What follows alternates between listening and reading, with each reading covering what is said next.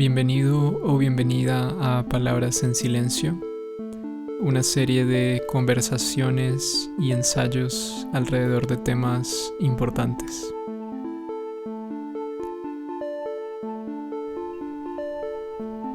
En esta ocasión conversaré con Luis Felipe Cheche Abella,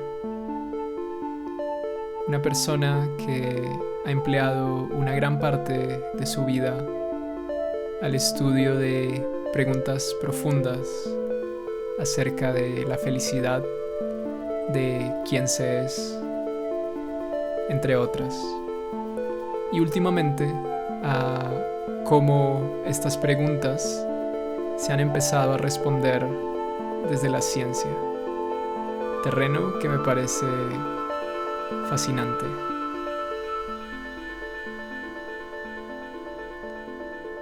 En ese terreno, Luis Felipe comparte cómo la coherencia entre la respiración, el corazón físico y el cerebro nos puede adelantar hacia una sociedad de conciencia.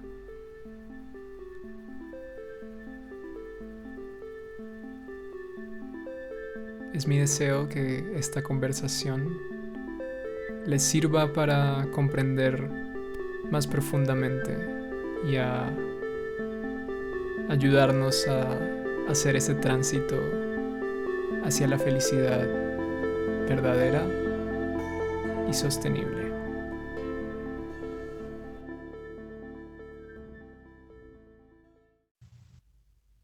Estoy con Cheche Abella Ujú. y emocionado de conversar. Gracias por estar acá, Cheche. Para mí un gusto, Juan Felipe, gracias por la invitación.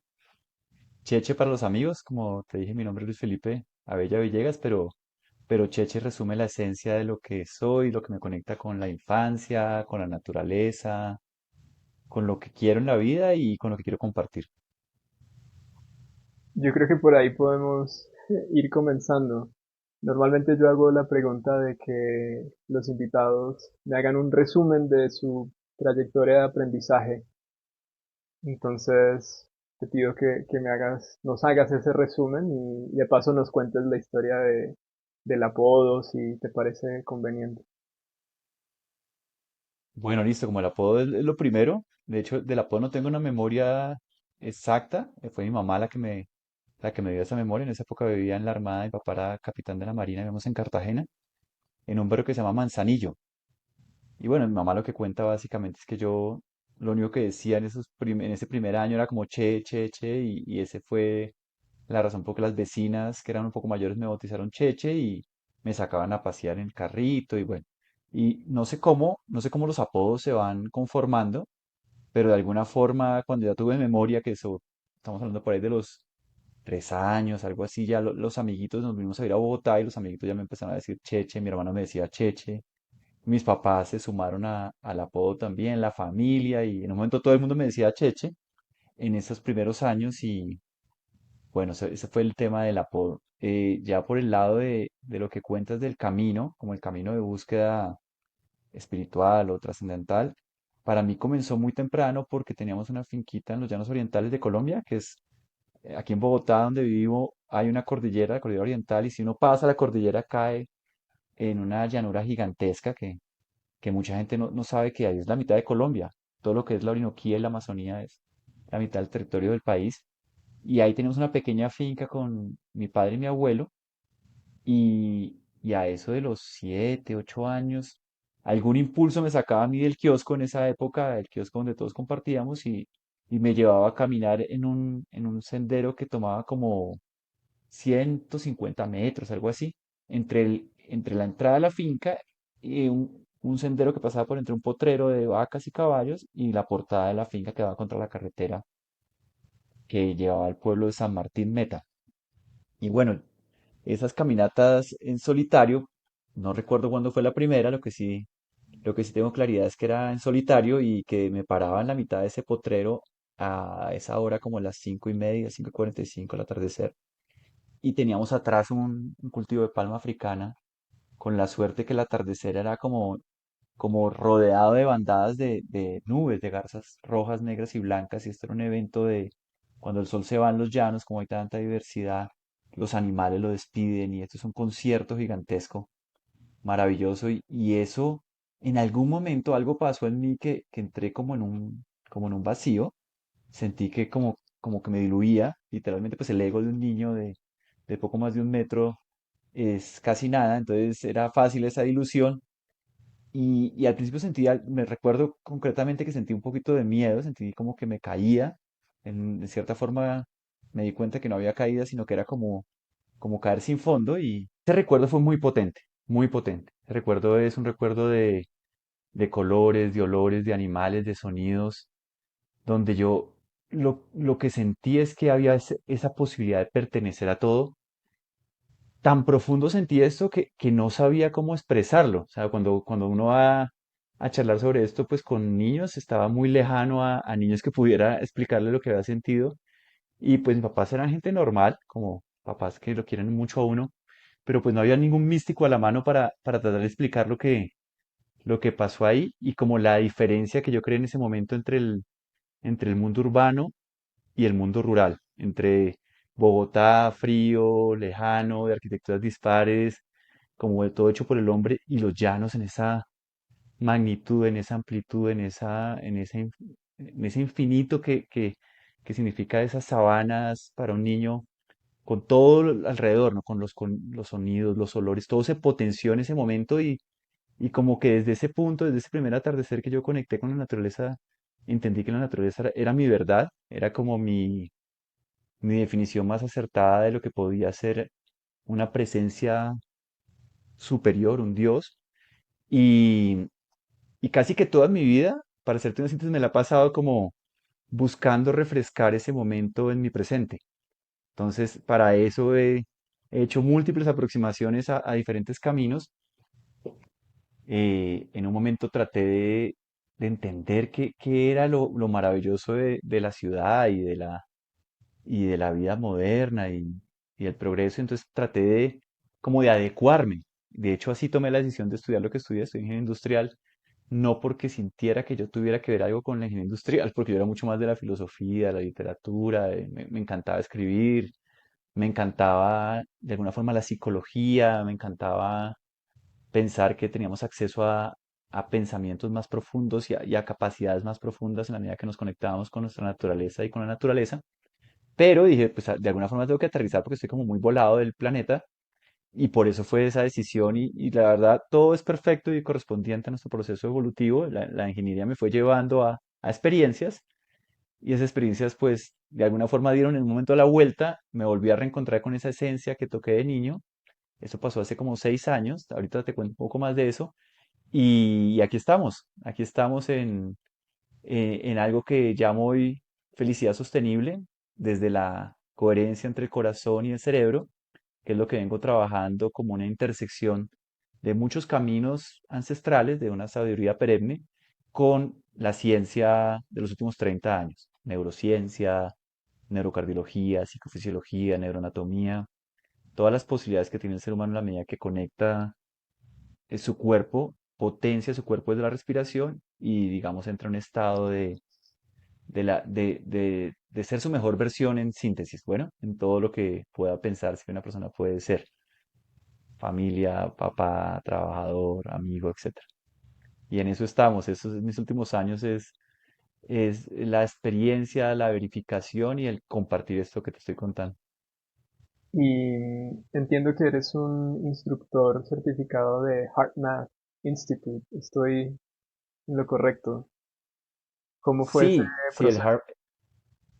sí, sí, sí, este Instituto de Matemáticas del Corazón, si lo dijéramos el Harvard Institute en español, más o menos, lo que hace este instituto que yo encontré muy valioso, en el momento que yo encontré a Harvard, ya venía de experiencias, digamos, profundas, como retiros Vipassana, que son retiros de 10 días en silencio, sí, me había metido, digo que me había metido más o menos porque pues hay gente que se mete su vida entera, yo me había metido es que había tenido de 100 a 1000 horas en promedio con múltiples autores, autores desde tradiciones en la India, autores del Sendero de los Maestros, me ha metido en ese mundo de la meditación y la contemplación por diferentes caminos.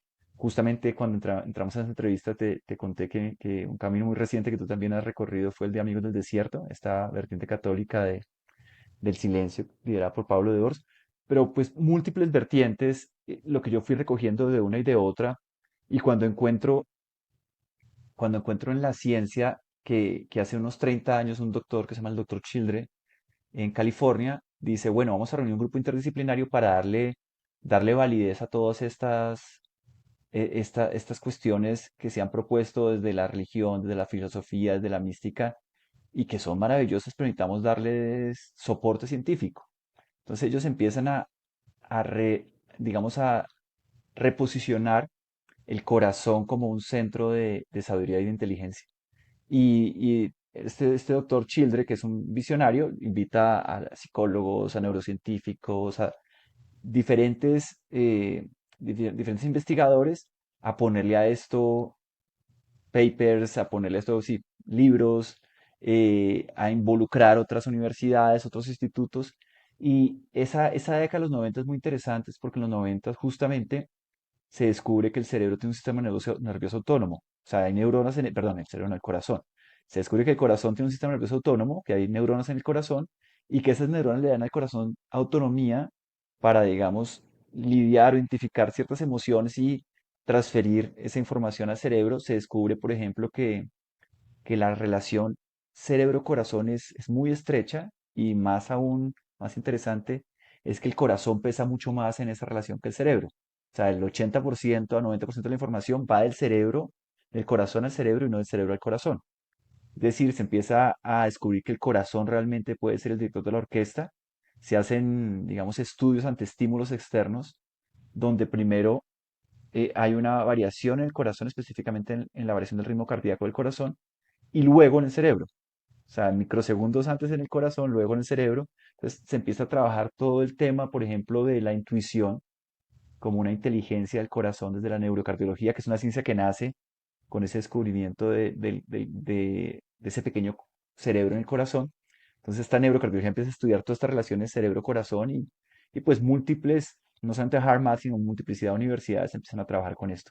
Entonces lo que yo hice con HeartMath fue un poco pues revisar sus libros, algunos de sus papers, participar en sus formaciones como, como, como coach certificado de ellos, pero en paralelo, Harman me abrió la puerta, digamos, a otros institutos que tenían diferentes aproximaciones que también los he venido estudiando.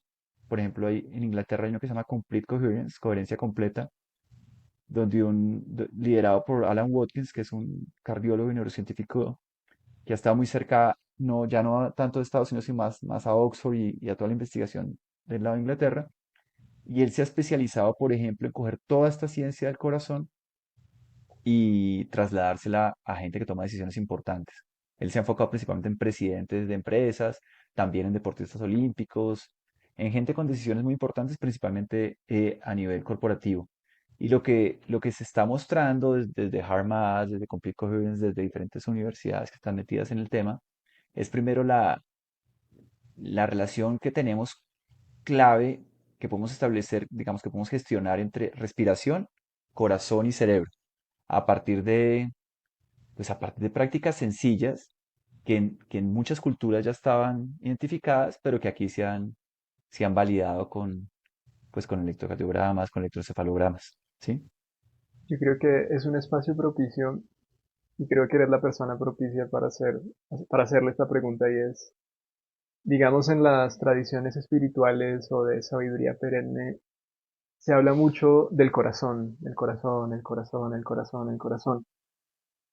¿Tú crees que lo que están descubriendo en HeartMath y en otros lugares un poco responden de que no es necesariamente una entidad metafísica espiritual del corazón, sino que también es el corazón físico que late constantemente, como que nos arman el rompecabezas y nos dicen, ellos dijeron corazón y no mente o otra entidad metafísica por algo, y estamos dándonos Ujú. cuenta que verdaderamente el corazón lidera hacia un mundo más amoroso y, digámoslo así, más ético, que era, yo diría que es como el punto común de todas las tradiciones espirituales, que pueden haber diferencias entre cada una de ellas, pero el punto común es ser amoroso, compasivo y ético.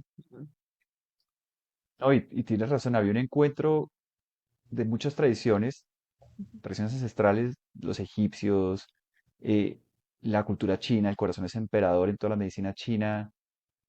Curiosamente, los griegos, por ejemplo, que estaban muy pegados a la razón, para Aristóteles el centro de la inteligencia era el corazón y no el cerebro. Hay una exposición en un TED muy interesante de un neurocientífico argentino que parte de esa frase de Aristóteles, donde Aristóteles ve al corazón como el verdadero productor de la inteligencia, y al cerebro casi como un radiador que enfría la sangre caliente que viene del corazón después de que el corazón ha pensado. Y toda esta conexión de la intuición con el corazón, que lo sabe uno desde dichos populares como la abuela de uno, oye, sigue a tu corazón, oye a tu corazón. Esto era algo generalizado en las culturas ancestrales, sí, Jesús habla del corazón, ¿no? Eh, Habla del corazón, o sea, no hay ninguna, el budismo está muy enfocado en el corazón, ¿sí? Eh, y si tocas un punto, si es el corazón físico o es el corazón como un puente como con la supraconciencia.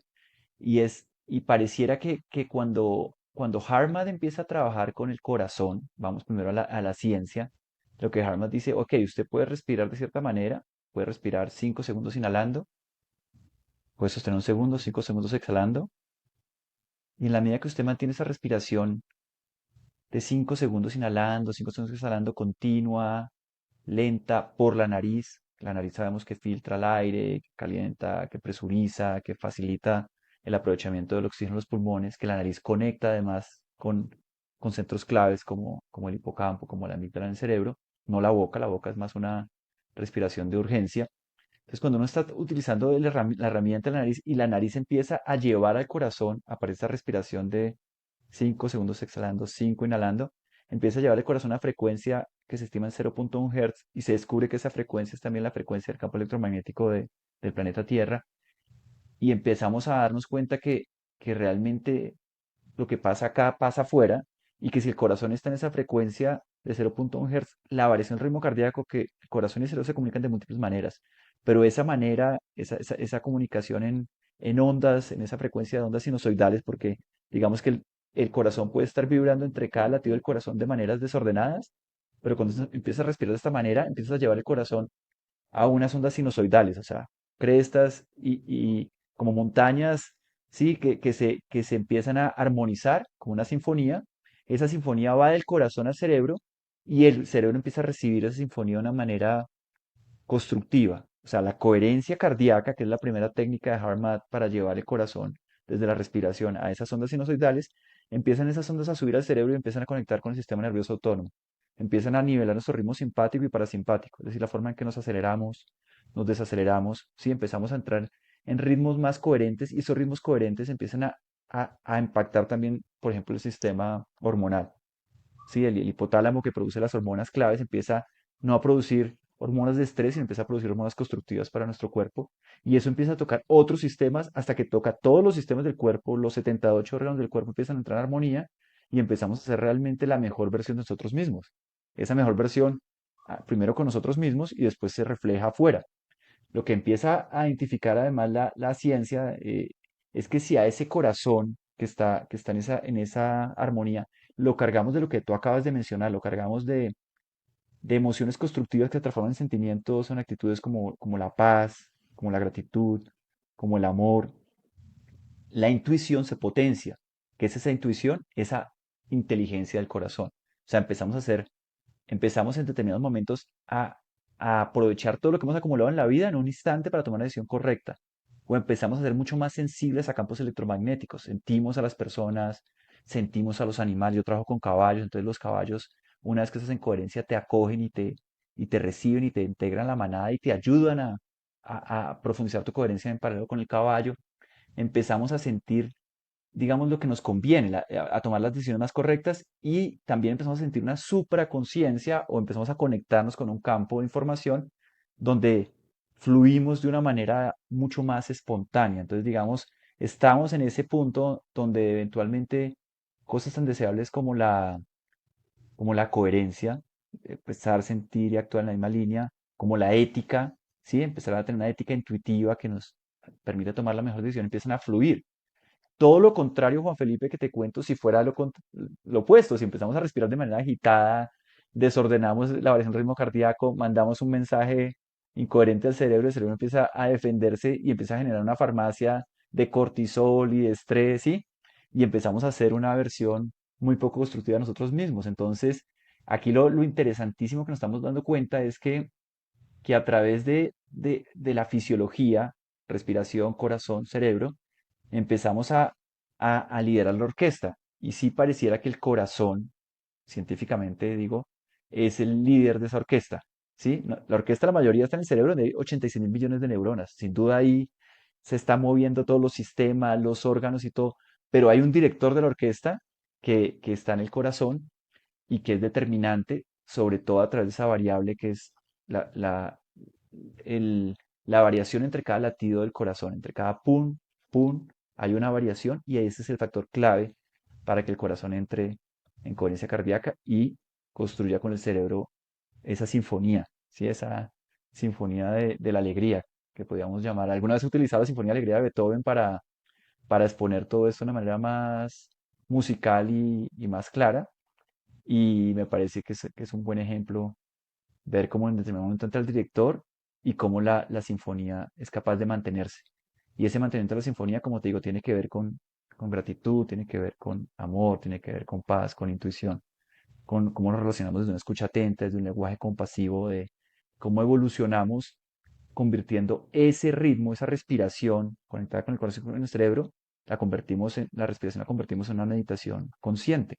De tal forma, meditar se vuelve respirar en un ritmo donde sabemos que muchas cosas están pasando si mantenemos ese ritmo con emociones constructivas. ¿Mm? Excelente. Mientras decías eso, yo me adelanté y empecé a respirar de la forma Genial, ¿no? Es que, en la que decías.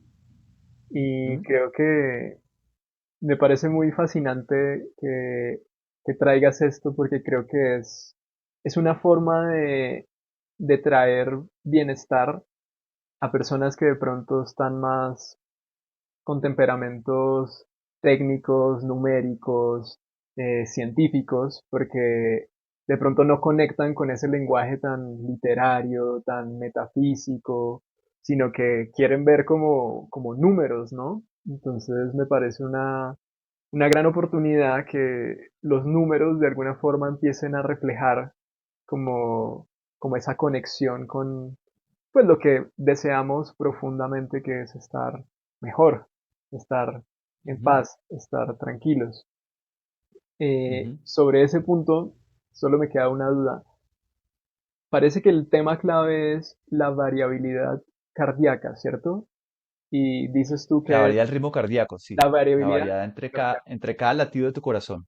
Y Porque eso a es, veces puedes estar en un deporte, igual hay un latido rápido, estás en un ritmo alto, o puedes estar relajado, puedes estar en un ritmo lento, pero la variedad entre cada latido del corazón muestra tu variación del ritmo cardíaco. Y esa es la entonces, clave.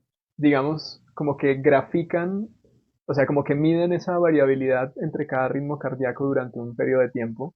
Y ahí sale una gráfica, ¿cierto? Y un poco lo que Ujú, dicen es que si esa gráfica se ve como una onda coherente, sinusoidal, ujú. hay coherencia y hay presencia de bienestar, digámoslo así. Pero si la variabilidad está desordenada, es más difícil de que haya bienestar. ¿Estoy entendiendo correctamente? Totalmente, es que es un tema fisiológico visible. Cuando tú estás en paz, estás conectado, estás involucrado en lo que haces, tú puedes notar tu respiración. Sí, básicamente lo que hace HeartMath es, pues, extraer una respiración promedio, no tiene que ser exacto, 5 segundos inhalando, un segundo guarda la totalidad del aire, 5 segundos exhalando, un segundo guarda la totalidad del vacío. Puede ser, para ti puede ser 6. Algunas personas tienen la caja torácica más amplia, algunas personas pueden guardar el aire más tiempo o dejar momentos de apnea mayores. Es el momento en que tú encuentras ese ritmo natural, pero donde tú estás liderando tu respiración. O sea, donde tú Eres consciente que estás inhalando profundamente, continuamente, y que estás exhalando de la misma manera, y que tú sí empiezas a sentir que eso se empieza a conectar con tu cuerpo. Si tú logras hacer conciencia de esto, sabiendo que la boca cerrada, si hay un libro muy interesante que se llama Respira, James Nestor, Mm, que recoge todas las investigaciones alrededor de la respiración, principalmente de la Universidad de Stanford, porque tipo vivía cerca a Stanford, y es impresionante la diferencia que hace para el cuerpo humano utilizar la nariz para respirar de forma adecuada. Entonces, si tú empiezas por eso, primero respirar bien también implica una posición digna, o sea, implica una posición no necesariamente forzada, sino que tú estés, porque el cerebro reconoce tu posición. Si tú te metes aquí así, el cerebro reconoce que tú no estás interesado en lo que está pasando. Si tú estás en una posición digna, abierta, con tu caja abierta y empiezas a respirar de manera correcta, ya hay un gran avance. Si a ese gran avance de la respiración, eh, tú le cargas el corazón y le cargas el corazón como estás haciendo ahí con tu mano aquí en el corazón, tú puedes ir sintiendo la respiración de tal forma que tu mano derecha te va a indicar cuando empiezas a sentir el corazón, eso se llama interocepción, la capacidad de sentir tu corazón. La capacidad de sentir tu corazón te ayuda a promover la homeostasis de tu cuerpo, te ayuda a que tu cuerpo funcione mejor. Hay gente que lo tiene natural, hay gente que cierra los ojos y empieza a ver su corazón, pum, pum, ¿sí? Esa gente, en los estudios que se han hecho científicamente hablando, es gente mucho más intuitiva, es gente que ante acertijos que no tienen respuesta clara, toma unas decisiones más correctas en el 80% de los casos, o sea, tiene la intuición muy natural. Pero uno se puede ayudar con la mano y todos podemos desarrollar esa interocepción, esa capacidad interoceptiva que además nos abre una parte en el cerebro que se llama la ínsula, que se expande en la medida que estamos sintiendo nuestro cuerpo. Entonces es clave sentir al corazón. Cuando uno siente el corazón y empieza a inhalar, llevando esa energía al corazón, la energía de la inhalación, uno puede imaginarse que su corazón se está llenando de energía al inhalar y al exhalar esa energía sube al cerebro, va al cuerpo y se expande. Se expande es que tenemos alrededor un campo electromagnético de 2 a 3 metros, que es un reflejo de nuestras emociones. Por eso sentimos a las personas, a los animales, a la naturaleza, a las cosas. Todo tiene, casi todo tiene un campo electromagnético. El planeta tiene un campo electromagnético. Entonces, si nosotros empezamos a trabajar con la respiración, con el corazón, y a partir de que ya llevamos esa inhalación, exhalación al corazón, podemos además cargar en esa inhalación, por ejemplo, un sentimiento de gratitud. Para mí la gratitud es, para mí no. Esto es un tema de filosofía y de mística también, pero hoy en día lo interesante es que la ciencia se empieza a dar cuenta que la gratitud es una virtud clave y es una puerta de entrada a las demás. Si tú entiendes que tú eres, gracias a que todo lo demás existe, es un concepto muy bonito además del interser de Thich Nhat Hanh, que es un gran, gran pensador budista que falleció hace unos años y para mí es uno de los seres más luminosos que ha existido en los últimos años. eh, pero si vas a la ciencia, pues es que no necesitas ser un budista iluminado. Tú existes gracias a que todo lo demás existe. O sea, existimos gracias a el aire, el universo entero. Si un planeta quisiera ir para el otro lado en contravía a las leyes universales, seguramente el universo desaparecería. Entonces existimos gracias a millones y millones de cosas que no somos nosotros mismos. Si nosotros entendemos que esa gratitud nos conecta, podemos inhalar con gratitud, llenar el corazón de gratitud. Y desde la gratitud, desde el corazón lleno de gratitud, podemos llevar esa gratitud a nuestro cerebro, a nuestro cuerpo y a ese campo electromagnético. ¿Sí? Si la gratitud responde a esa pregunta de quiénes somos mejor que muchas cosas, yo he buscado respuestas en la psicología, hay patrones neuronales de respuesta como un piloto automático y repetimos, pero finalmente, ¿cómo trascendemos esos patrones? ¿Cómo los cambiamos? Pues vamos a la física, entonces podemos entender que somos materia, que somos energía. Si somos más livianos, más sutiles, entre más energía somos más maleables y eventualmente esos patrones cambian. Pero si trascendemos a lo espiritual, realmente somos gracias a tantas cosas que la ciencia nunca podrá llegar a enumerar. O sea, entendemos que somos gracias a todo eso. Entonces, desde la gratitud podemos eventualmente responder a esa gran pregunta de quiénes somos. Somos gracias a mucho, a algo incontable. Pues, algunos lo podrán llamar Dios, alguien lo podrá llamar como una supraconciencia, y de ahí podemos pasar a una pregunta como qué sentimos, que tiene que ver con todo nuestro mundo emocional que es gigantesco, y podemos desde la gratitud abrir la puerta al amor. Porque el amor, dentro del mundo emocional que reúne un poco lo que se ha estudiado en la ciencia, hay como 34.000 emociones posibles, o sea, imposible memorizarlas, también muy difícil, digamos, tener la capacidad de identificarlas, aún más difícil, pero lo que sí podemos nosotros es es gestionar. Entonces podemos decidir que vamos a, dentro de esas emociones, dentro de esa galaxia de emociones, sabemos que las emociones se reúnen alrededor de emociones fuertes. Así como la rabia reúne alrededor una cantidad de cosas como pueden ser el egoísmo, sí, como pueden ser eh, la ansiedad, como puede ser eventualmente puede llegar a la depresión por ahí. El amor es una emoción tan potente que reúne alrededor de ella muchas emociones constructivas. Entonces podemos tomar la decisión de, ok, ¿qué significa amar al final de cuentas? Voy a reconocer a todo como legítimo en la convivencia y voy a desear que todo sea su mejor versión. Todo eres tú, cualquier persona, los animales, la naturaleza, todo, el universo, el vacío. Entonces uno puede inhalar con amor, ya viene la gratitud, ya que en la gratitud entendió que somos gracia, que todo lo demás es, en el amor entendió que reconocemos al otro como legítimo y deseamos su mejor versión. Y puede inhalar con amor, llenar su corazón de amor y al exhalar llevar ese amor a su cerebro, a su cuerpo, a su campo electromagnético. ¿Sí?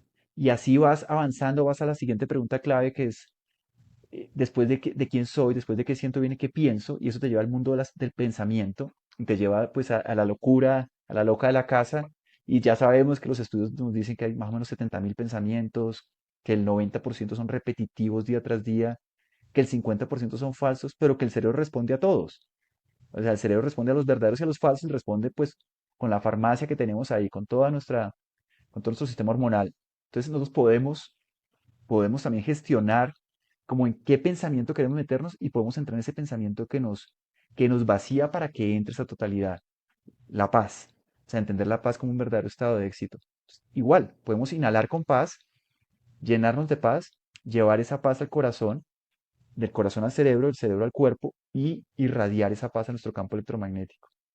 Y vamos, lo que ves es que estamos entrando en una metodología que le llamo felicidad sostenible, para desde esa paz entrar a la siguiente pregunta o a la siguiente dimensión de la resiliencia, que podría ser la dimensión de física, qué hacer. Y desde esa paz, desde ese vaciarnos, podemos dejar que entre la intuición. O sea, la intuición, nosotros no decimos, es que aquí tengo este problema y quiero que la intuición me lo resuelva. No, es estar en paz para que llegue lo que tiene que llegar y eso que llegue fluya para que nosotros respondamos de la mejor manera, seamos correspondientes con esa intuición en lo que hacemos. Y desde esas preguntas fundamentales que pueden ser dimensiones espiritual, emocional, mental y física de la resiliencia, estás fortaleciendo tu coherencia, puedes ya, a partir de ahí puedes relacionarte de la mejor manera, puedes tener una escucha atenta, puedes llenar tu corazón de escucha atenta y puedes responder con un lenguaje compasivo a la relación en la que te encuentres.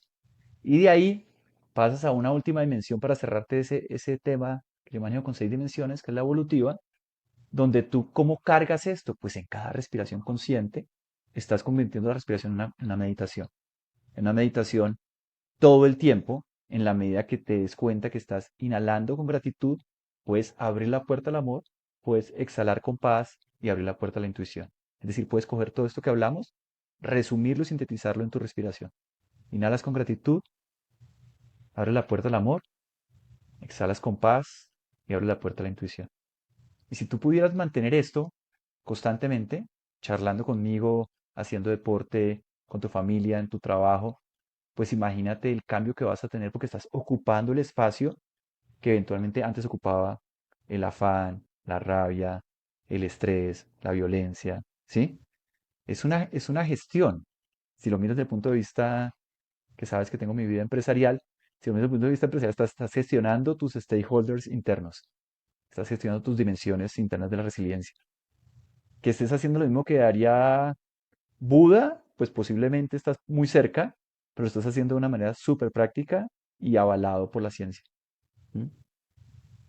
Yo quiero saber hay dos preguntas que yo creo que son cada una al otro lado del espectro, eh, o dos cuestionamientos. El primero es, digámoslo, para las personas que están o estamos, creo que ahí te comento y pues ya lo he comunicado, mi intención eventualmente es darle un intento al camino monástico. Ujú. Entonces, Ah, no ya, sabía. Eso sí está muy bueno que me lo cuentes ahora. ahí está, sí, sí, sí. Esa es mi intención, camino monástico Monástico, ¿en qué tradición estás en la pensando? tradición Theravada budista, Ok, según ok, los maestros tailandeses, el bosque tailandés. ok, ok. Y si la ubicas, y bueno, voy aquí a hacer un relato de cómo viven esas personas. Esas personas no utilizan dinero, renuncian a los entretenimientos, ayunan todos los días de 12 en adelante y viven en medio de un bosque. Algunos pueden tomar incluso la práctica opcional de dormir a la intemperie y algunos Ujú. toman incluso la práctica opcional de dormir sentados. Eso suena muy loco y la gente, algunos pensarán que eso no, están mintiendo. Bueno, yo no creo que mientan porque también ese es un precepto que también tienen que seguir y no, sería el colmo que mientan sobre eso. Entonces yo les doy mi voto de confianza. No todo el mundo tiene que emprender un camino monástico así. Mi Ujú. pregunta va más como al tema de hasta qué punto es posible mantener la coherencia del corazón en la sociedad en la que vivimos. ¿No será que esa coherencia nos lleva a renunciar a la sociedad? ¿Qué responderías a esa pregunta? Pues es tremenda pregunta porque mira que yo tuve mi claridad de lo que para mí era como luz, muy niño, ¿sí? Y me generó muchos choques cuando yo volvía de la finca al colegio, decía, pero ¿qué es esta cárcel? ¿Sí? Estudiaba en un colegio jesuita, en el Liceo Cervantes, Agustino, perdón, y, y llegaba a hacer preguntas que en segundo de primaria, que en segundo de primaria no tiene más o menos como, no sé, 9 años, me costó un espadrapo como 2 meses en la clase de religión. El padre literalmente me ponía el espadrapo y después me lo quitaba de la clase porque mis preguntas eran retadoras, pues del estilo de un niño que en este momento está teniendo muchos cuestionamientos y, pues tenía mucho que ver con Dios y por qué tenía que ser una imagen humana, bueno, por qué no podía ser Dios una imagen femenina, unas preguntas de niño que, que chocaban un poquito con, con lo que nos estaban enseñando en ese momento a los niños. Sí, hoy en día esas preguntas no generan ningún impacto porque mi hijo que tiene hoy en día 9, se las ha hecho de una forma natural, lo que para mí era una excepción en ese momento, en mis épocas. Ahorita sale mi hijo y dice, no, me encanta la clase de religión porque cuentan unas cosas fantásticas como si fueran verdad. Sí, o sea, él lo tiene ese entendimiento de que, bueno, pero volviendo a tu pregunta, yo toda la vida he tenido como esa, como esa tendencia a pensar en esa frase de una canción que dice soltar todo y largarse, qué fascinante, ¿sí? Como poder dejar todo y, eso fue un poco lo que en momento de empresario, que no quiero hablar mucho de ese momento, pues, para no alargarnos por ahí, pero en el momento que yo era un empresario, presidente de una empresa que estaba creciendo y que tenía como una visión de expandirme, dije, esto es totalmente lo que yo no quiero hacer, ¿sí? O sea, llegó un punto en que yo veía tanto ruido, tanto afán, que dije, tengo que reencontrarme con Cheche, ¿sí? Y un giro de 180 grados a mi vida, pero no como el que estás planteando tú, sino mi giro fue, yo ya tenía un hijo en ese momento de 3 años, dije, voy a ser la mejor versión para mi hijo. De hecho, mi hijo se llama Viento por un cuento que escribí yo que se llama Viento. Al final se llamó Jerónimo del Viento porque tuve un bullying familiar cuando le quise poner Viento a secas, ¿sí? Todo el mundo me decía, este en el colegio no va a sobrevivir llamándose Viento. Y, y hoy en día estoy tratando de escribir una novela que se llama Viento Alegre, que básicamente lo estoy tratando de escribir a dos manos con la inteligencia artificial. Estoy tratando de crear una propuesta bien disruptiva en lo que podría ser un ser humano trabajando con la inteligencia artificial para mostrar que la inteligencia artificial eventualmente puede ser un factor de luz para la humanidad en la medida que va a reemplazar una cantidad de tiempo operativo que nos ha convertido a los seres humanos en esta sociedad de consumo en piezas de producción de bienes y servicios, cuando somos seres espirituales y somos milagros vivientes. Entonces yo veo en esa novela lo que estoy tratando de mostrar es que podemos convertir el viento que inhalamos en un viento alegre, ¿sí? Y que puede ser la mejor herencia para mi hijo escribir esto. Ya, digamos que mi apuesta está por ahí y no he tenido Juan Felipe, para ser totalmente honesto, como me he planteado hacer en mi vida, que a veces me dan ganas de irme a los llanos, donde todo comenzó. Tenemos una pequeña finquita todavía allá, donde estoy planeando unos retiros con gente que quiera reconectarse una semana, pero a veces me dan ganas de ir a los llanos a vivir allá. O sea, de alguna forma hacerme de forma autodidacta mi vida monástica, pero pues ya tengo un hijo y una pareja, mi esposa, que la quiero mucho, Clara, con los cuales en determinado momento quisiera que eso fuera posible, pienso que cuando el hombre va a la naturaleza, de hecho, Hermann Hesse tiene una frase muy bonita, dice, el hombre que se pierde en la naturaleza encuentra la verdad, porque en la naturaleza está la verdad. No dudo para nada que hay mucho sentido y es muy respetable la decisión que tú vas a tomar de una vida monástica, porque además desde la ciencia, tanto HeartMath como otras organizaciones, hay dos iniciativas muy grandes a nivel mundial que se llaman la Global Coherence Initiative, que es la iniciativa de coherencia global, y hay otra iniciativa que se llama similar pero con conciencia, también una iniciativa de conciencia, que tiene aparatos para medir niveles de conciencia y niveles de coherencia cuando hay masas críticas de personas, digamos, en meditación. Se han hecho pruebas Ujú. en oficinas pequeñas, se han hecho pruebas en hospitales, en cárceles, Sí, cómo un nivel de vibración alto genera, por ejemplo, en un hospital baja los niveles de enfermedad, en una cárcel baja los niveles de violencia, en ciudades se han hecho experimentos y todo esto se está empezando a medir. Y con la tesis de que si hay una masa crítica suficiente de personas en coherencia, en estados de coherencia, el ser humano puede elevar su nivel de conciencia y podemos eventualmente migrar de una sociedad de consumo a una sociedad de conciencia. ¿Qué significa esa migración? Que va a haber productos y servicios, pero que lo más importante trasciende a esos productos y servicios, va a ser la evolución espiritual de cada uno. Entonces, las personas que toman decisiones de entregar su vida a, digamos, a la contemplación, a la meditación, están sumando, sin duda están sumando a ese campo vibracional que nos conecta a todos. O sea, por eso son personas que están trabajando por todos. Hoy en día, desde el punto de vista científico, podría decir que su trabajo es altamente valioso para el resto de la humanidad. Lo que quizás si me hubieras preguntado hace 20 diría, no, pues qué rico ser un monje por allá, así. No, y entiendo que lo que está haciendo esa persona es trabajando por elevar el nivel de vibración y de conciencia, de coherencia de la humanidad. Entonces me sí, parece que lo que estás haciendo es una decisión muy razonable, que el mundo necesita más gente que tome este tipo de decisiones, sabiendo que también es muy respetable el que quiere tener 6 hijos, 3 empresas. Lo interesante es que cada persona entienda que su camino es correspondiente y perfecto para su evolución. Si le corresponde uno o lo otro, lo acepte, y si le corresponde cambiar de uno a otro, del otro al uno, también está perfecto. Yo creo que todo lo podemos hacer de la manera más potente. Y lo primero para que eso pase, la manera más potente es que tienes que empezar a enamorarte de tu respiración, que es tu función raíz, para que de esa función raíz, la función que venga, monje, empresario, papá, amigo, jugador, lo que sea, se haga de la mejor manera, con la mayor coherencia entre tu corazón y tu cerebro.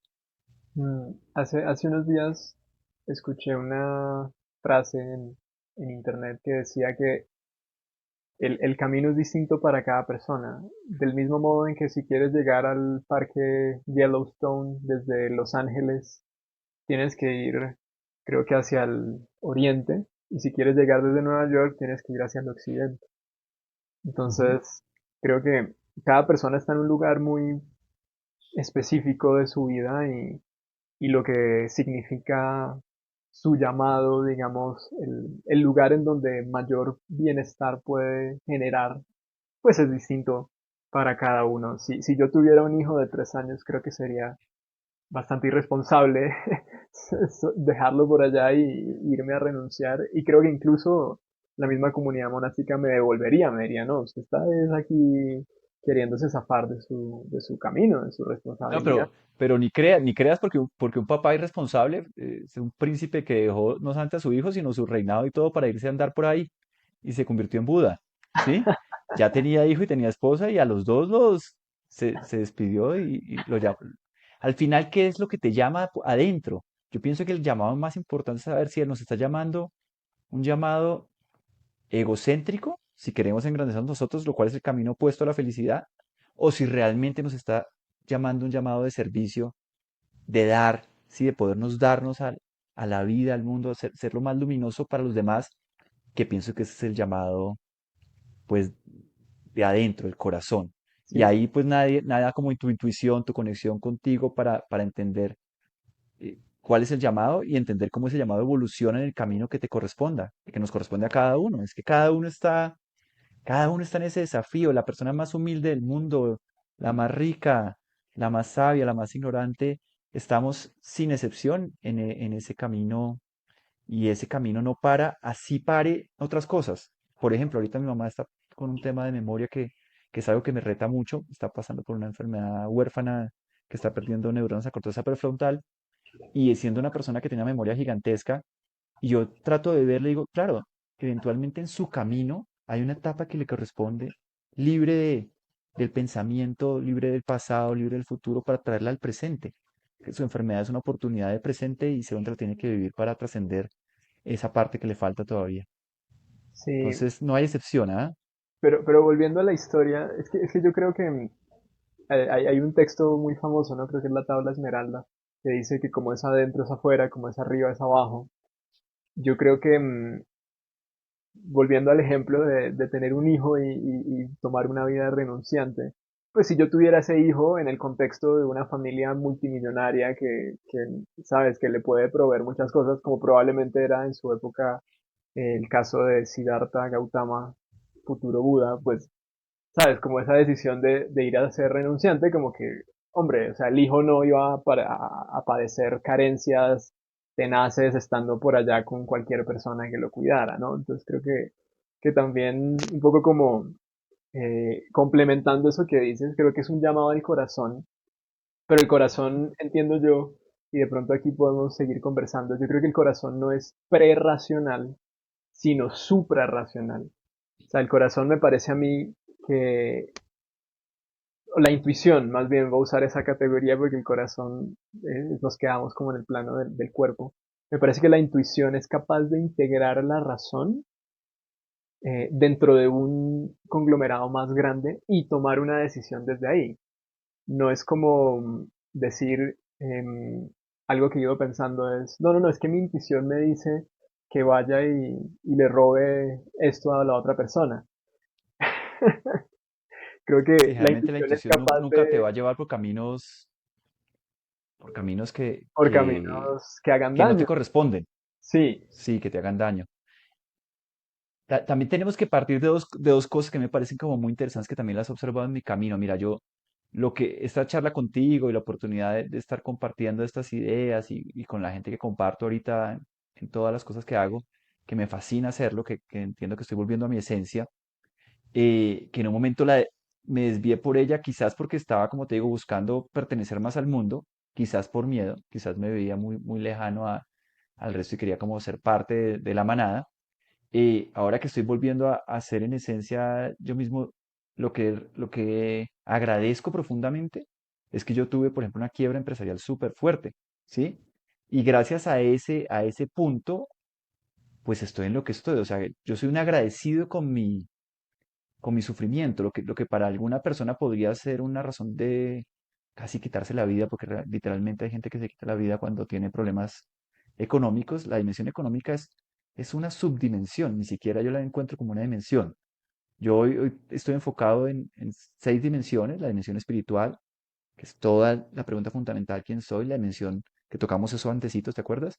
La dimensión emocional, que siento, que es toda esa dimensión de las emociones, la dimensión mental, toda esa dimensión del pensamiento, la dimensión física que tiene que ver con el hacer en tu vida diaria y cómo ese hacer se puede conectar con la intuición, la dimensión relacional que te conecta con las personas y la dimensión evolutiva que te lleva a evolucionar a eso que vinimos a evolucionar en este mundo como este cuerpo, esta mente de forma pasajera, porque yo pienso que trascendemos cada vez que estudio más este tema de las sesiones cercanas a la muerte y lo mismo, cómo la ciencia empieza a conectarse con la sabiduría perenne, empiezan a darse cuenta que el camino continúa. Entonces, partiendo de todas esas dimensiones donde la económica me imagino que será un apéndice de la mental y se mete por ahí en la física, pues no puede robarse lo que realmente somos. La tristeza, pienso, del mundo que vivimos hoy, que me preguntabas eso antes, cuando me preguntaste si era posible, pues es que vivimos un mundo donde la gente por estar metida solamente en el egocentrismo para realizarse, digamos, como un consumidor o como un productor y tener como un estatus en esta sociedad, pues dejan de lado, yo pienso que más del 99% de lo que son en esencia. Entonces, claro, si uno está solamente en el 1% de lo que puede ser cualquier problema que llegue, lo sobrecoge.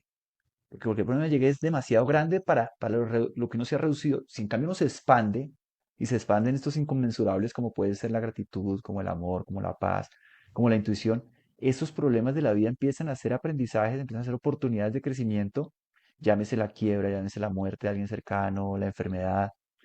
Y si tú te pones a ver, un poquito, si uno se pone a ver como los 10 personas, las 10 personas más luminosas en la humanidad, yo alguna vez he hecho el ejercicio tratando de tomar como las 10 más luminosas, todas han tenido caminos de sufrimiento que nadie quisiera levantar la mano, oiga, yo quiero que me crucifiquen, ¿sí?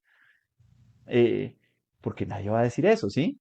Pero tú te pones a ver gente interesante, un Mandela, cuántos años en la cárcel, cuántas décadas para salir a hacer la paz con los que lo tenían en la cárcel.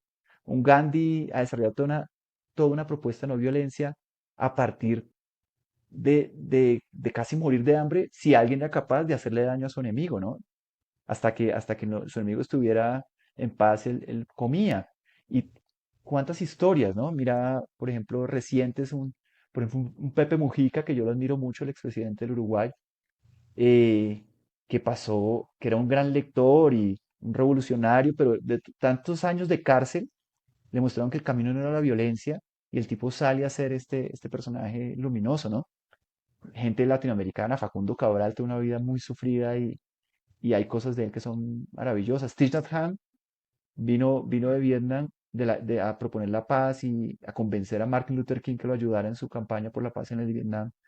Y le tocó ver en una primera página del New York Times la foto de su amigo, de su discípulo en llamas, porque no lo dejaron volver a Vietnam y se sintieron solos sin su maestro. Y la mejor forma que encontró la persona para pedir por la paz, este monje fue inmolándose vivo en el fuego, ¿no? Entonces, mira que no hay que tratar, no hay que buscar esquivar el sufrimiento porque pienso que el sufrimiento hace parte del aprendizaje. Lo importante es crecer en comprensión, es crecer en cómo esos eventos que nos pasan eventualmente nos están abriendo el camino para mostrarnos algo más grande. Y eso me refiero a nivel planetario. O sea, que nos está diciendo las guerras que estamos viviendo ahorita, eh, tema Israel-Palestina, que nos está diciendo de hasta dónde las teorías de Dios o la religión de cada uno de llevarnos a matarnos, ¿no?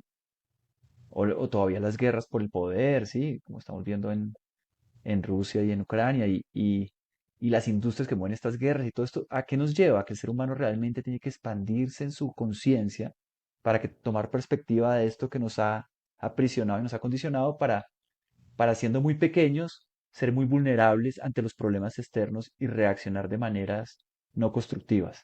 Pienso que la coherencia justamente nos lleva a expandir nuestra conciencia y a poder vernos de una manera diferente y reinventarnos eventualmente la sociedad en la que vivimos. Y si alguien quiere ser monástico y quiere sumar a ese cambio desde su energía, es muy, muy válido, ¿sí? Así como si alguien quiere hacerlo desde el deporte, el otro desde la música, el otro desde la empresa. Cada quien debe fluir en la medida posible. Ojalá, yo lo que deseo es que cada quien encuentre su mejor fluir, ¿no? Hmm.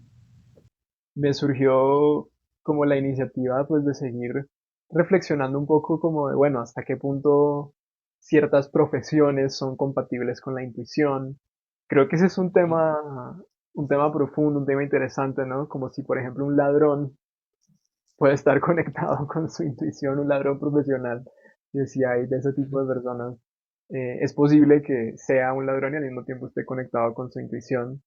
Eh, pues mi propuesta es que no, que eso no es así. Entonces, como dónde podríamos como ese límite, ¿dónde entiendes tú que estaría como ese límite, como en un lenguaje muy, como, a ver, lo voy como a No, te sintetizar. entiendo la pregunta muy bien. De hecho, eso que te preguntas tú es una de las grandes preguntas que yo me hago todo el tiempo también. Sí, A eso que me estás es que preguntando lo fíjate, entiendo muy bien. el tema es que ahí se complementa, se abre un panorama grande, ¿no?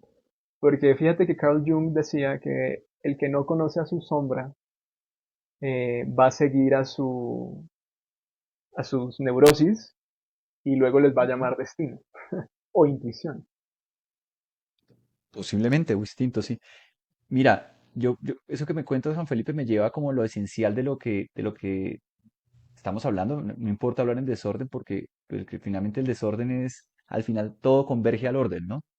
Y es que yo trabajo en algo que se llama, yo empecé todo esto con un título que quise llamarlo Objetivo Felicidad Sostenible, sabiendo que el objetivo y el sostenible son como diferentes, son como yin y yang, entonces al final queda felicidad en la mitad, ¿sí? Porque el objetivo es algo que tú buscas y el sostenido es algo que se sostiene.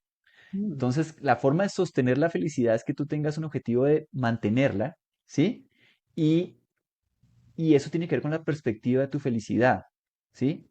Si la perspectiva de tu felicidad no está cimentada en principios, en valores constructivos para la vida, posiblemente para ti la felicidad puede tener una perspectiva, por ejemplo, exageradamente patriótica, y tú decides que la mejor forma de defender tu patriotismo es, qué sé yo, ser francotirador en el ejército, y para ser el mejor francotirador aprendes técnicas de coherencia, eres capaz de regularte, ¿sí? Corazón y cerebro, y eres capaz de poner una bala en la cabeza de una persona a una distancia récord, y estás haciendo tu función de la mejor manera, pero ¿qué es lo que está fallando ahí? Es tu perspectiva de felicidad, ¿sí? Si tu perspectiva de felicidad solamente es tener, vas a poner toda tu energía, toda tu fuerza en el tener, en el tener, en el tener, y entonces vas a pasar por encima de otros y todo. Entonces, pienso que si nos vamos un poquito atrás de todo lo que estamos hablando, y eso nos conecta con la ética, el ser humano mm, debe trabajar internamente cuál es esa perspectiva de felicidad. Si tenemos una felicidad externa que no es nuestra, sino ha sido bastante impuesta, ¿no? Has tenido millones y millones de contenidos de publicidad que te están diciendo, usa esto, ponte esto, haz esto, sé como este, para que seas feliz. Y al final te das cuenta que esos personajes que te están vendiendo, hoy sobre todo en las redes sociales, te vas a indagar un poquito y tienen unas felices. vidas que pueden ser desastrosas, ¿no? Sí, Ese ídolo que tiene la persona en la música o el de la marca o el ídolo empresarial, eventualmente es un tipo que está medicado, que está al borde del abismo, que está emocionalmente destrozado y que tiene un egocentrismo gigante, ¿sí?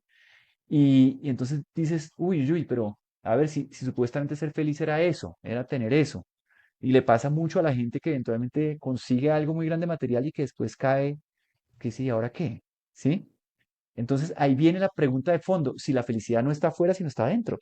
Y si está adentro, ¿qué significa? Y ahí empiezas tú a decir, ok, si mi felicidad está adentro, ¿cómo puedo, cómo puedo gestionar esta felicidad para que yo sea más, como dicen algunos sabios de la humanidad, pobre no es el que más tiene, sino el que menos necesita? ¿Qué es eso que puedes ser tú como monje allá en Tailandia, que sin necesitar nada, puedes encontrarte un maestro en la tradición que estás buscando absolutamente pleno? ¿Sí? ¿Qué es eso que hace pleno a alguien que no tiene nada? Pues tiene que ser algo adentro. ¿Y cómo puedes cosechar tú eso que está adentro? Y ahí sí nos encontramos en esta forma, partiendo de una perspectiva de felicidad adecuada, que la felicidad crece desde adentro y se va a reflejar afuera, a nivel personal, a nivel organizacional, a nivel global. eh, ¿Cómo la cosechas? ¿Cómo la cosechas? Y claro, hay tradiciones. El budismo tiene como pues un los camino conceptos. óctuple y digamos unas prácticas y ha hecho un recorrido gigantesco al respecto, pero hay gente que, como es mi caso, somos menos dogmáticos y buscamos en la intersección de tradiciones con ciencia para eventualmente tener un camino accesible a todos, que no separe a nadie. Esa es mi posición. Yo quisiera trabajar en un camino donde pueda estar en la misma mesa alguien que se llamaba o se llama o se quiere seguir llamando palestino y otro judío y otro sí, lo que sea, musulmán y otro hinduista y otro taoísta y otro, etcétera. ¿Sí? Mm, gracias, gracias. Yo creo que esto que abrimos acá al puro final podría desarrollarse un poquito más. No sé cómo lo Sin sientas. duda, claro que sí.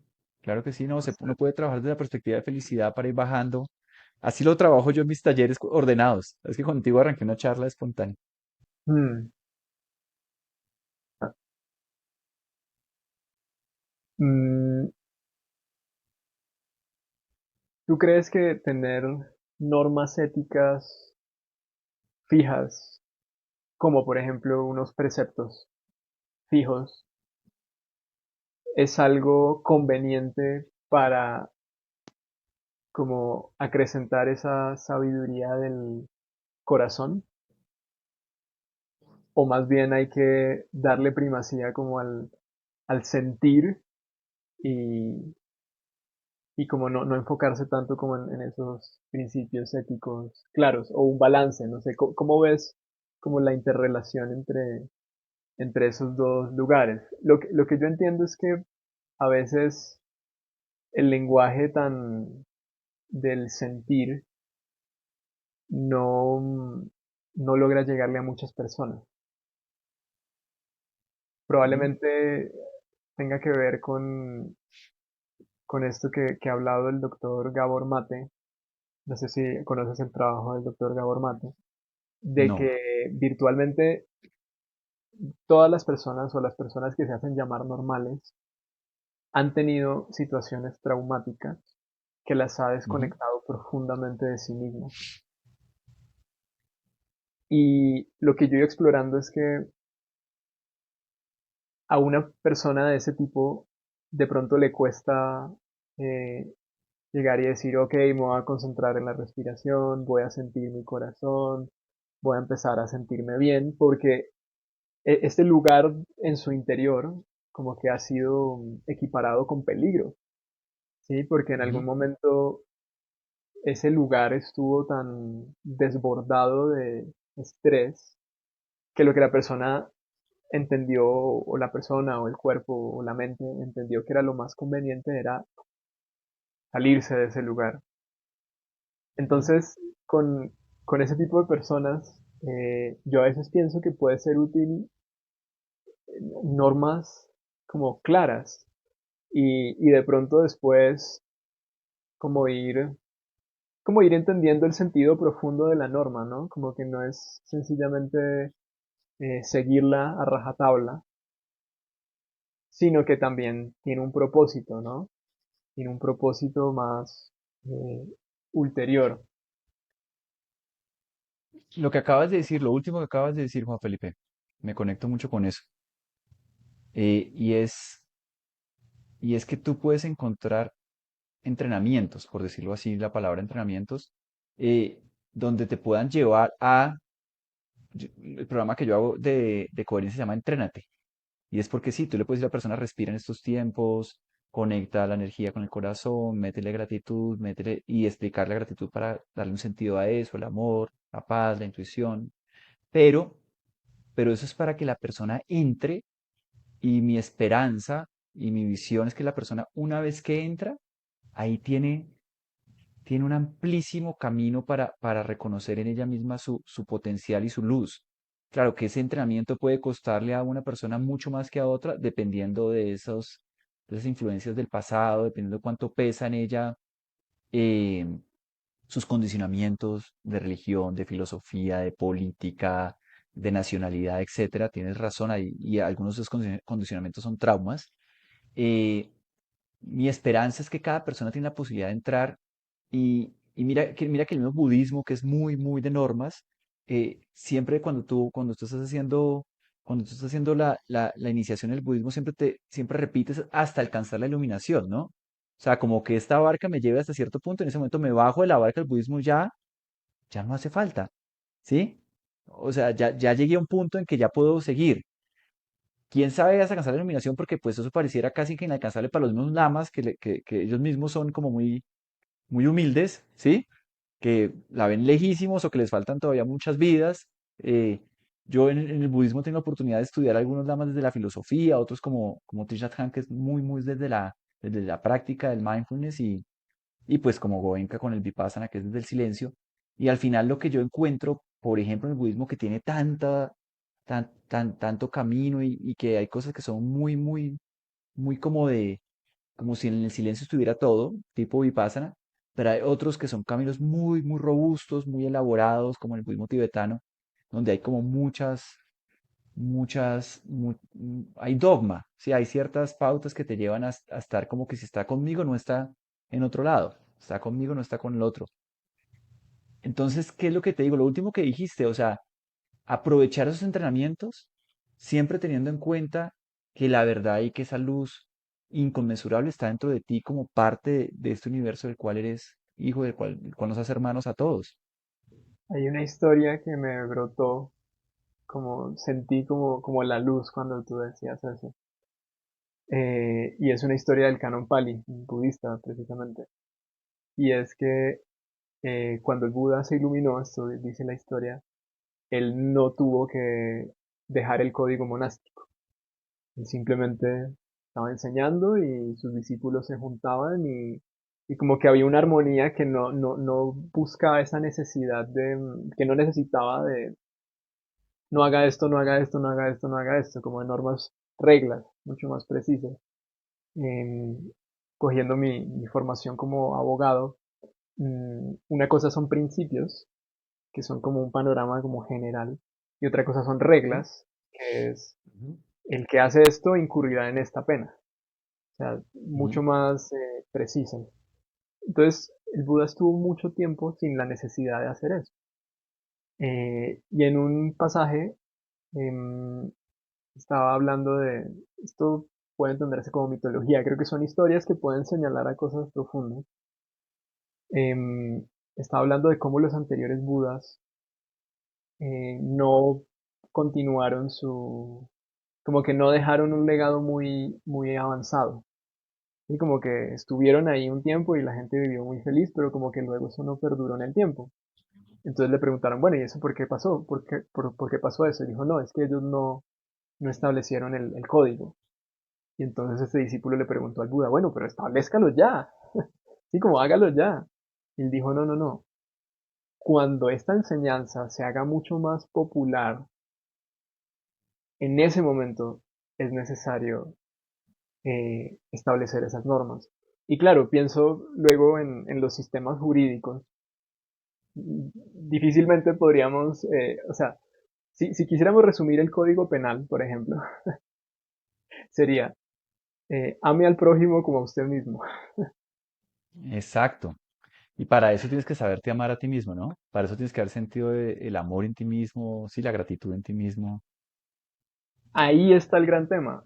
Para las personas que yo creo que es un gran número de personas que han estado traumatizadas, han tenido lugares muy difíciles y que ese mí mismo y el otro como que no casa, entonces es que se bajan todas estas normas súper precisas de el robo, delito X, delito Y, delito Z, como para que al menos entiendan que pues que no, sí, como eso no conviene en términos de felicidad sostenible. Realmente yo entiendo eso desde un punto de vista como pragmático. Y es, si yo voy por ahí haciéndole el mal a los demás, robándole a este, insultando al otro, así, yo voy a vivir con mucho miedo, porque Totalmente. una Mm. persona normal, no una persona santa, porque si yo le digo es una persona santa, de pronto yo termino llorando yo mismo porque yo dije, no, ¿cómo así? ¿Cómo es que le dices a una persona? No se lo merecía. Pero una persona normal me lo devuelve, ¿sí? Y si una persona se la pasa en la vida, eh, digamos, transmitiendo esa, digamos así, mala energía hacia afuera, eh, en últimas no es sostenible porque eventualmente alguien se va a mover para ponerte un freno. En cambio, Ujú, pensar de vuelta, en el interbeing, en el interestar, en el interser, y entender que esto es algo que quiero desarrollar más adelante, que el sufrimiento es sufrimiento, sea que lo viva yo o que lo vivas tú, ¿sí? ujú. Es sufrimiento y la felicidad es felicidad, sea que la viva yo o que la vivas tú. Em, y creo que desde esa comprensión, de pronto, para ciertas personas, no es necesario como ese código tan así, pero si ya se quiere como generalizar, llegar como un público más grande, pues es difícil como dejarlo todo como al nivel de principios y conéctense con la intuición y la intuición les va a guiar, porque de pronto, como decía Jung, confunden la intuición con la neurosis y entonces ¿dónde acabamos, no? Como como la intervención que quería como dar con eso, que creo que también fue parte de la intuición, como esa innovación que sentí como, ok, de pronto por eso las normas van teniendo como un sentido. Sí, ahí la gran pregunta es cómo hacemos para que lo que hagamos siempre nos lleve a la vida y siempre nos lleve a la unión, ¿sí? A esa hermandad. a esa manera de querer al otro como uno mismo, empezar por quererse uno mismo, empezando porque si uno tiene clara su perspectiva interior de felicidad, sabe que tiene que hacer una gestión interna y puede ser más compasivo con el otro al ver que eventualmente el otro está enfocado en una felicidad externa y que le va a tocar recorrer un camino hasta que se dé cuenta que su felicidad realmente está adentro.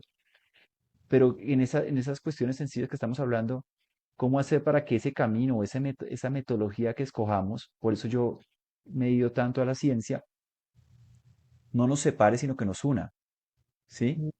No nos lleve a decir, no, es que lo que yo hago es lo correcto y la gente que sabe mucho lo que yo hago se llama su santidad y el otro que hace otra cosa, eh, de alguna forma no lo reconozco, de tal forma que puede llegar a ver el no reconocer al otro, de alguna forma es una forma de desamar al otro, de desamor. Entonces, ¿cómo hacer para no crear dogmas, para no crear clubes cerrados, para abrirnos más? Es uno de los retos grandes que creo que tiene la sociedad actual.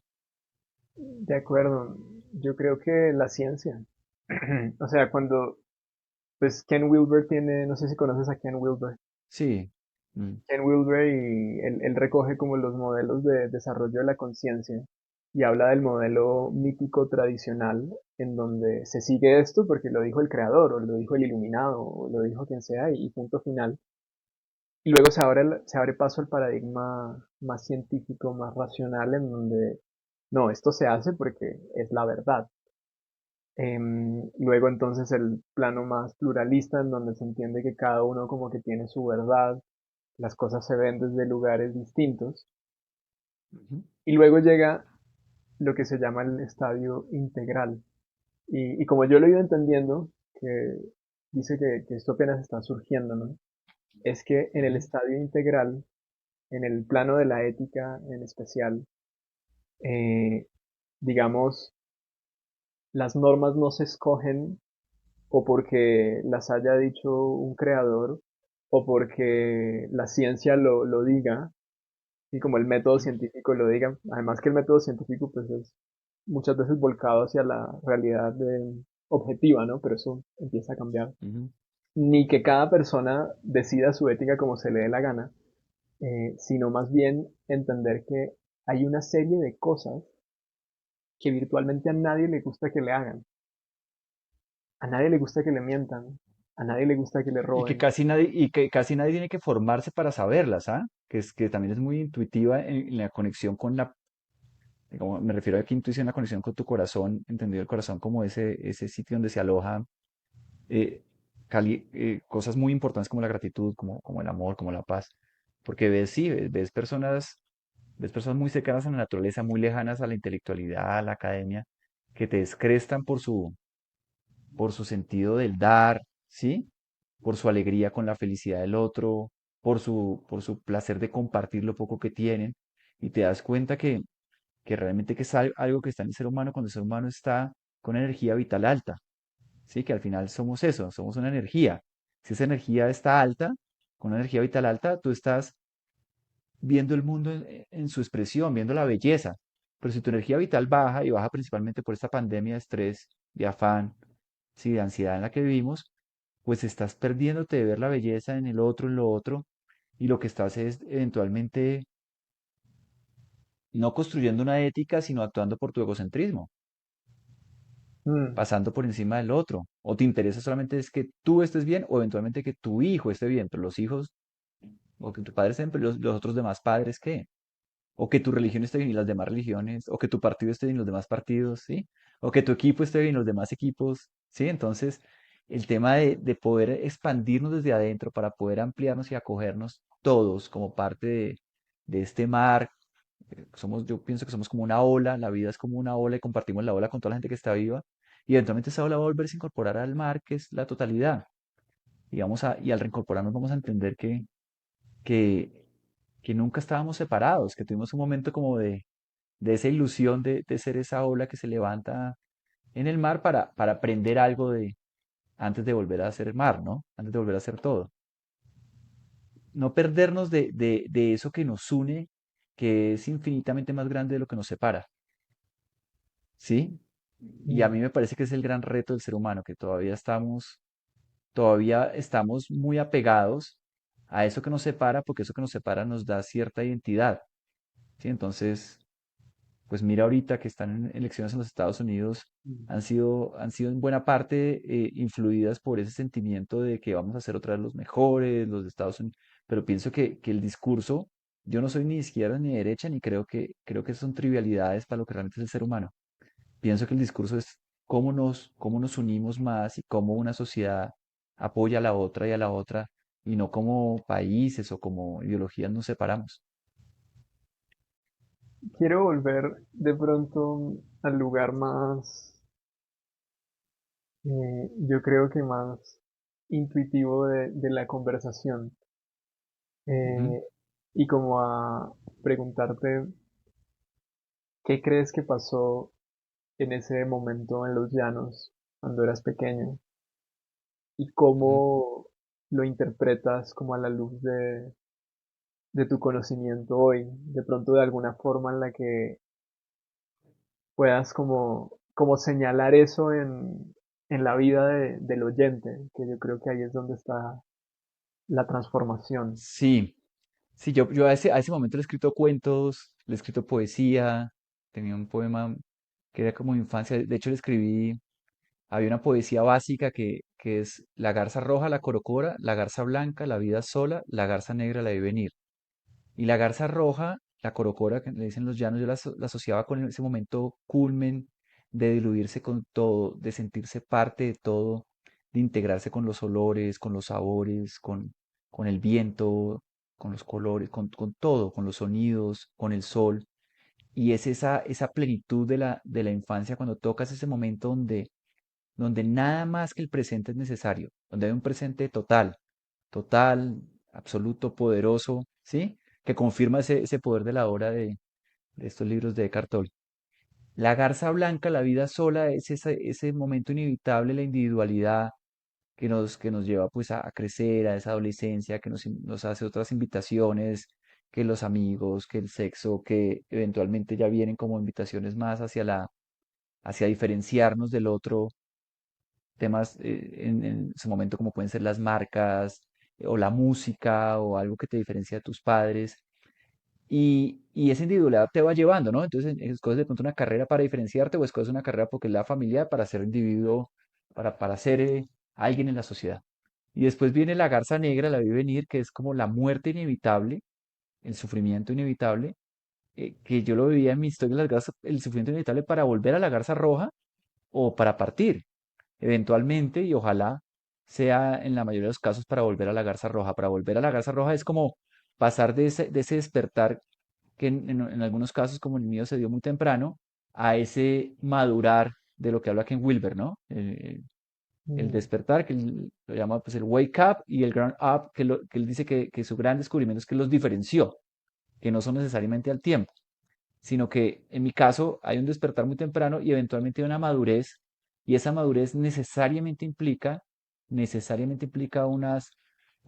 estrellarse, ¿no?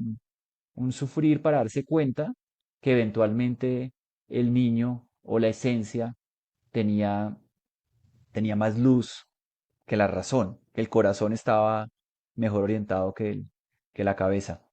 Entonces, digamos que si lo aterrizo a mi momento, cuando yo traté de tener como una experiencia empresarial y teniéndola la veía desde la perspectiva, porque yo de todos modos era un empresario que siempre tenía claro que esto era como una prueba para mostrar un caso de estudio de lo que no era. O sea, yo quería tener empresa exitosa para poder decir, mire, ya demostré que se puede hacer comercio justo, chao, me voy a los llanos y quiero meditar. Sí, ya hice mi parte aquí en esta sociedad de consumo.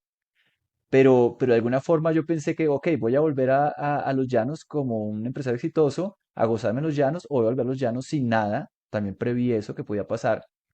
Y casi que pensaba voy a volver como el encargado de la finca, a tener el salario mínimo del encargado de la finca, ¿sí? Y las cosas no fueron tan extremas.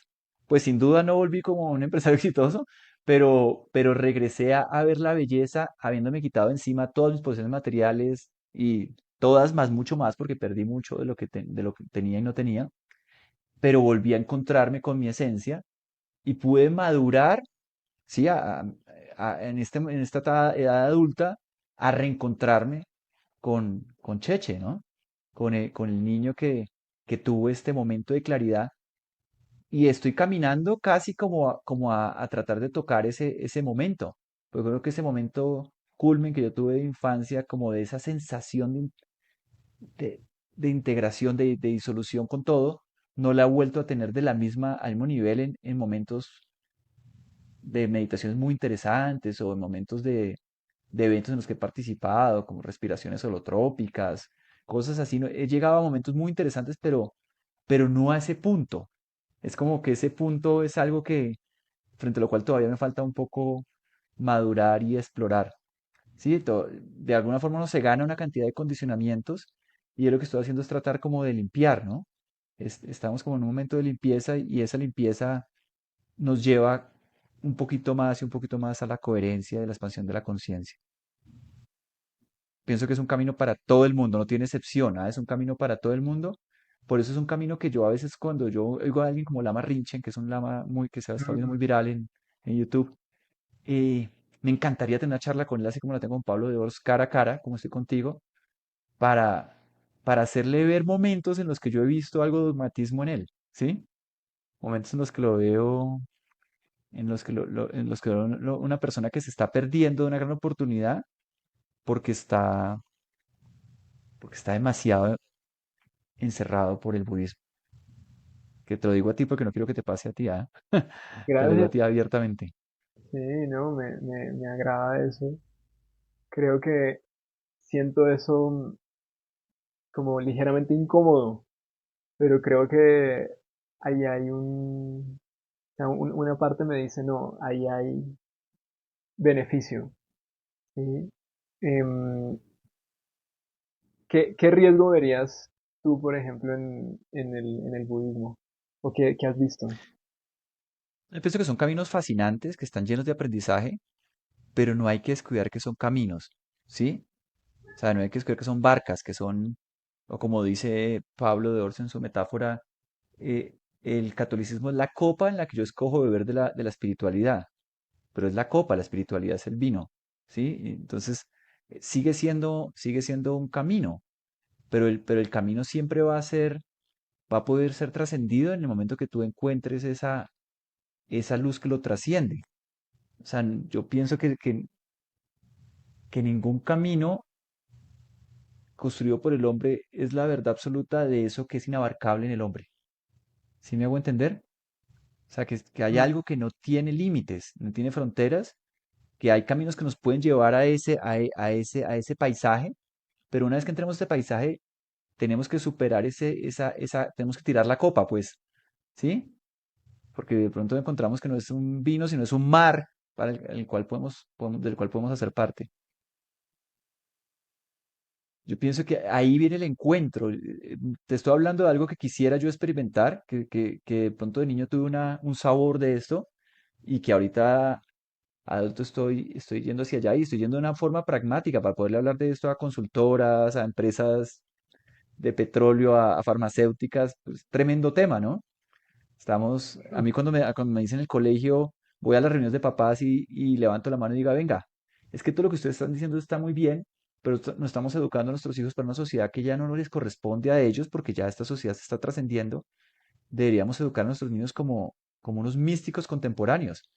Pero ¿quién aquí tiene idea de qué es educar a un místico? ¿Sí? Si no tenemos profesores para educar místicos, somos profesores de matemáticas y de español y de geografía, ¿sí? Entonces, tenemos que darles herramientas para que ellos entren adentro y desde adentro se expandan, que creo que es el reto gigantesco en este momento de la educación a todo nivel, porque es que tenemos que educarnos los adultos, los jóvenes, los niños, para un mundo que está cambiando. Y ahí pienso que el favor que nos va a hacer la inteligencia artificial, que es un tema que estoy estudiando ahora, es que va a empezar a cubrir preguntas que no nos habíamos hecho, respuestas a esas preguntas y operación de esas respuestas. ¿Sí? Con lo cual el ser humano va a darse cuenta que la diferencia, por ejemplo, entre un tipo como puede ser Elon Musk y una persona analfabeta es casi igual comparada con la capacidad de una inteligencia artificial que puede tener un coeficiente de 400, porque las respuestas van a estar en manos de ellos, no va a estar en manos de la operación de esa respuesta, con lo cual el ser humano va a tener que dedicarse a lo que es realmente trascendental en él, a lo que realmente nos hace seres espirituales. Eso va a descolocar mucho, ¿no? Va a descolocar mucho porque realmente la gente vive sus vidas con la excusa de que hay que levantarse a las 7 para acostarse después a las 7 de la noche para levantarse a las 7 a producir bienes y servicios para poder consumir, ¿sí? Pero ¿qué pasa si ese modelo de sociedad cambia y tenemos que encontrarnos con que somos algo mucho más grande que eso? Porque eso que antes nos despistaba ya lo hace alguien, hablando de la IA, mejor que nosotros. Yo Tremendo, comparto, ¿ah? Eso es... comparto esa comprensión porque, digamos, y creo que aquí lo conectamos incluso con tu suceso de niño, y te Ujú. quiero compartir algo como con respecto a eso y cómo herramientas que yo he encontrado para conectar con esa experiencia. Pero lo que yo iba pensando es Dale, por que favor. la IA difícilmente la podemos considerar como consciente. Ujú. Y más allá de eso, realmente la conciencia está en el centro del centro del centro de lo que es, de lo que soy y de lo que eres. Entonces, yo puedo inferir que tú eres consciente, pero la conciencia que está, digamos, está es acá en el centro del centro del centro. Y creo que este movimiento de la IA nos dice, ok, la inteligencia no está en el centro del centro del centro del centro. Y soy como enfático con la palabra centro, ¿no? Porque bueno, me parece importante. Pero la IA no nos da ese manantial, ese vino que dice Pablo II. Nos ayudan muchas cosas, pero no llega al centro de nuestro ser porque el centro de nuestro ser nunca va a estar afuera. No está afuera. Totalmente, es decir, hay una conciencia que trasciende y para eso es lo que yo me refiero cuando digo que tenemos que migrar hacia una sociedad de conciencia porque ahí está la que nos hace realmente humanos, o sea, donde podemos expandir a nuestro potencial. Y el ejercicio que te quería compartir o preguntar primero, no sé si has sabido algo del Headless Way o la vía sin cabeza. No, Ok. ¿Te sumas a una meditación guiada de esta onda? claro que sí, Eso, cuando bueno, quieras, ya mismo dale, son, yo creo que 5 minutos sería. A mí dale. lo que me fascina de este camino es que me parece que es muy em, rápido. Creo Cuando que, dices headless, lo que me toca un poquito, lo que me llega así como que me conecta es con el tema de, eh, tú sabes que hay un momento de mindfulness muy potente, ¿sí? sí, En el idioma de Harvard se habla más de heartfulness. O sea, cuando heart, tú te enfocas en el corazón, lo que sí, haces es quitarle fuerza al pensamiento, ¿sí? Y te vas al cuerpo, te vas a la fisiología. Eso es un creo que poquito ahí lo que se hace cuando en la técnica estamos conectándonos con el corazón, respirando por el corazón, ¿sí? Inhalando, exhalando con gratitud, eso es. sí, sí, yo creo que parecido. O sea, tienen, o sea, son yo creo que herramientas compatibles, ¿no? Eh, Dale. este es un experimento. Ellos no le llaman meditación, sino experimento. Y es un experimento para reconocer lo que somos en verdad. ¿Quién Ujú, eres tú en verdad? ¿Y quién soy yo en verdad? Y empieza por observar con mucho detalle. Le llaman el experimento de señalar. Entonces tomamos el dedo ujú, y señalamos a un objeto que esté en el cuarto. ok. Y llevamos nuestra atención hacia ese objeto. Nos Ujú, fijamos muy bien de su forma, su color, y nos damos cuenta que en algún espacio ese objeto deja de estar y empieza a estar otra cosa, como el aire o el piso. Tiene unas ujú, fronteras. Ahora señalamos nuestro pie o una parte del Ujú, cuerpo que esté visible y la observamos bien. ¿Qué color tiene? ¿Qué forma tiene? ¿Y cuáles son sus fronteras?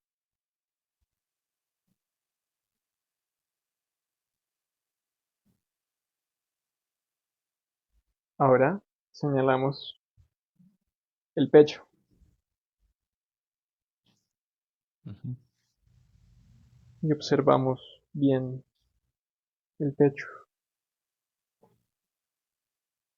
Podemos ver la respiración subir y bajar, el pecho moverse.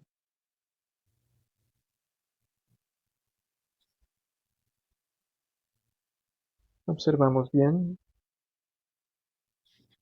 y vemos también sus fronteras, en donde acaba el pecho y empieza o el aire o los brazos o otra cosa que ya no es el pecho.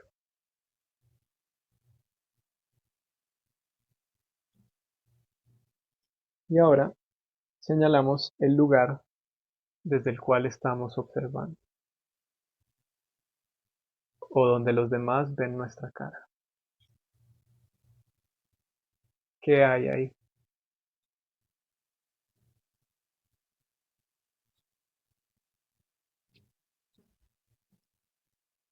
Es importante fijarnos en la experiencia directa.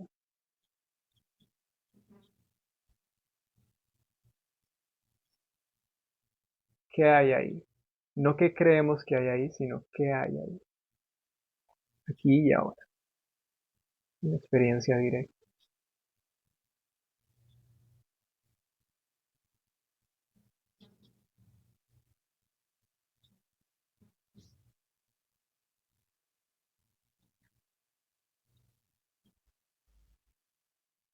Y ahora la pregunta subsiguiente, eso que está ahí, ujú. ¿qué relación tiene con el resto del mundo, con el resto de los objetos que hemos visto?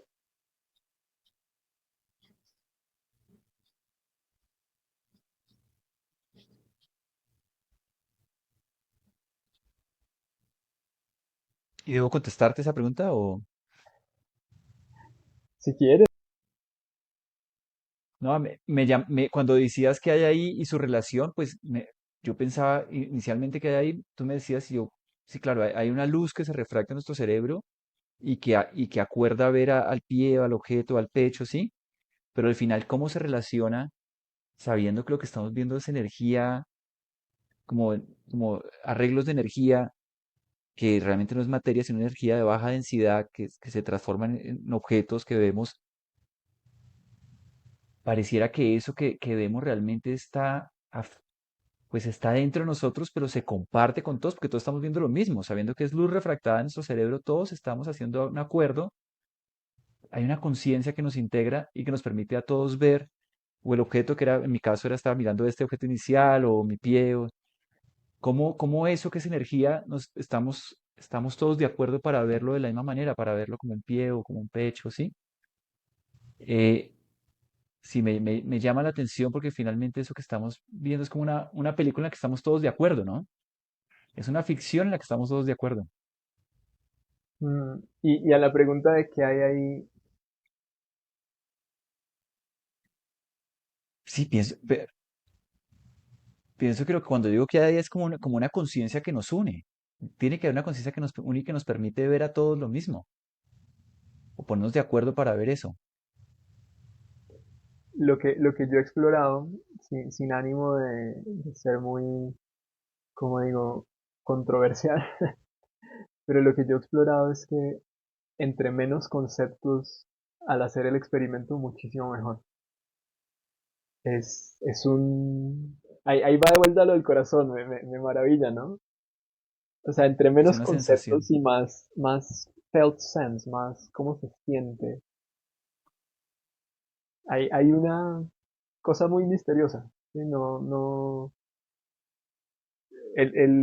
digamos, el creador de este movimiento, de este método, dice que es espacio para el mundo, Espacio para el mundo. Ujú. Sí hay espacio. pero también puede ser luz. Yo le dije eso a una amiga, ella me dijo, ¿qué hay ahí? Me dijo, luz, conciencia, o sea, hay Ujú. como palabras que quieren llegar ahí, pero ¿qué hay en el centro? ¿Cierto? Ujú. Y creo que el jugo, como el manantial, ahí va de vuelta el tema de la copa y de Pablo, ¿no? En este nivel de pronto la copa son esas palabras, ¿no? Ujú. Pero el jugo es ese felt sense, esa sensación. Sí, que puede llegar a ser indescriptible. Cuando tú ya estás conectado con eso, puede llegar a ser indescriptible. Puede llegar a ser simplemente una maravilla indescriptible. ¿Algo así fue tu experiencia cuando chiquito? Si la tuvieras que... Sí, sí, algo así. Algo así, algo que no se puede contar.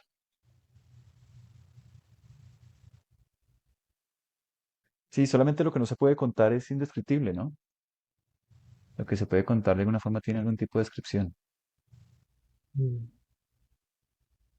Pues eso me alegra mucho. Me alegra mucho haber conocido esa historia y haber podido compartir algo como que pueda... Otra herramienta probablemente que ayude como a Claro, no, Juan, muchas retomar. gracias. Como te digo, esto muy, muy interesante el ejercicio y sí, todo esto que observa uno con atención, realmente que uno observa, sea una hoja, sea una flor, sea un cielo, ¿sí? Sea una persona, empieza a acercarse, ¿no? Empieza como a fundirse con uno, empieza a mostrarse mucho más cercano de lo que uno pensaba que era. Pues ahí está el tema. Si en el centro somos espacio para el mundo, pues el mundo está ahí, ¿no?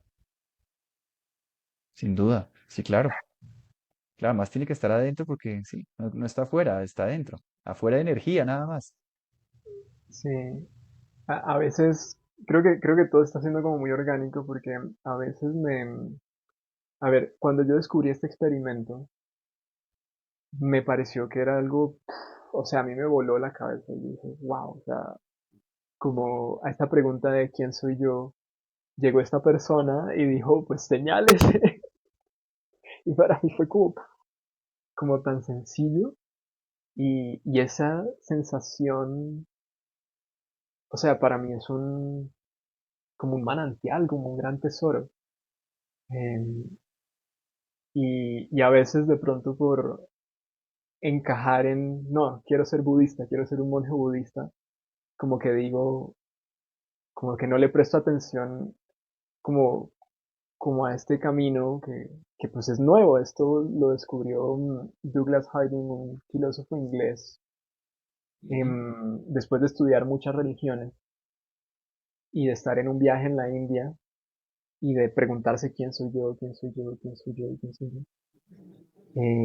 Eventualmente dijo, puf. Y como este plan de encajar como en cierto sistema, como que a veces me, me saca de ese lugar. Y yo creo que en clave a Wilber de pronto.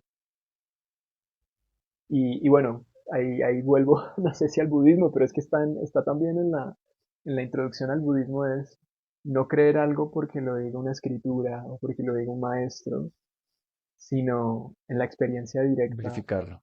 Ujú. verificar esto libera del sufrimiento y compartirlo y conversarlo con pares de grupo, básicamente es ciencia. Y yo creo que ahí hay como un lenguaje y un método mucho más inclusivo. Como que todos tenemos la capacidad de reconocer esa liberación y podemos juntarnos para hablar y llegar a consensos. Y si yo de pronto estoy un poco como perdido, entonces mi amigo me une, ¿no? Y mucho más inclusivo como de tienes que matricularte y seguir esto y lo otro, ¿no? No, de acuerdo, la tertulia me parece algo muy poderoso. Y a veces la tertulia necesita palabras, a veces necesita silencio. El lenguaje puede ser verbal, no verbal, simplemente el lenguaje como de querer entrar en conversación con el otro, versar con el otro para, para apoyarnos, porque finalmente yo pienso que casi que nadie apoya a nadie como un bastón, sino que la gente siempre mutuamente encuentra algo en el otro que a mí me pasa eso, por ejemplo, en talleres, sí, siempre me sorprenden las palabras de las personas que de pronto se abren su vulnerabilidad y le muestran a uno algo que uno también tiene. Entonces, siempre que uno puede compartir realmente, que realmente desea el bienestar del otro y se abre, siempre hay beneficio mutuo. Gracias, Luis. A ti. Cheche.